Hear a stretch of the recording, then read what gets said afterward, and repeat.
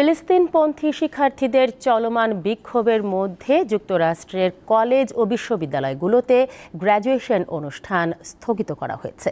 বিক্ষোভকারীদের হটাতে রীতিমতো হিমশিম খেতে হচ্ছে যুক্তরাষ্ট্রের পুলিশকে। এরই মধ্যে আটলান্টা পাড়ি দিয়ে বিক্ষোভ ছড়িয়ে পড়েছে অন্যান্য দেশেও।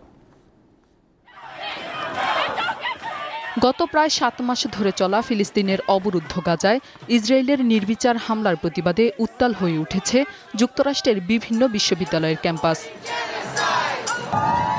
বিক্ষোভকারীদের সরাতে গিয়ে কলাম্বিয়া ইউনিভার্সিটিতে পুলিশের বন্দুক থেকে গুলি ছোড়ার অভিযোগ উঠেছে। তবে কাউকে উদ্দেশ্য করে নয়, অসাবধানতাবশত বন্দুক থেকে গুলি বের হয়ে যায় বলে জানিয়েছে নিউ ইয়র্ক পুলিশ। তবে গুলিতে কোনো হতাহতের ঘটনা ঘটেনি। মূলত কলাম্বিয়া ইউনিভার্সিটি থেকে উদ্বুদ্ধ হয়ে পুরো যুক্তরাষ্ট্রের অন্তত 140টি ক্যাম্পাসে ফিলিস্তিনের পক্ষে বিক্ষোভ ছড়িয়ে পড়ে।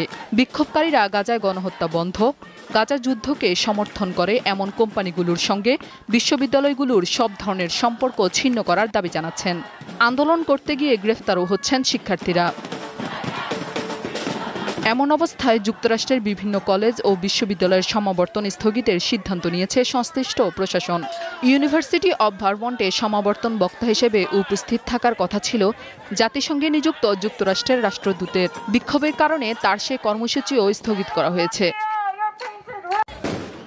যুক্তরাষ্ট্র ছাড়াও ইতালি, অস্ট্রেলিয়া, যুক্তরাজ্য, ফ্রান্স, জাপান ও মিশর সহ বিভিন্ন দেশে বিশ্ববিদ্যালয়ে বিক্ষোভ ছড়িয়ে পড়েছে। অস্ট্রেলিয়ার অন্তত 7টি বিশ্ববিদ্যালয়ে তাঁবু টানিয়ে অবস্থান নিয়েছেন যুদ্ধবিরোধী ফিলিস্তিনপন্থী বিক্ষোভকারীরা। এ নিয়ে ক্যাম্পাসগুলোতে উত্তেজনা তৈরি হয়েছে। সাবিকুন নাহার, দীপ্ত, বার্তাকক্ষ।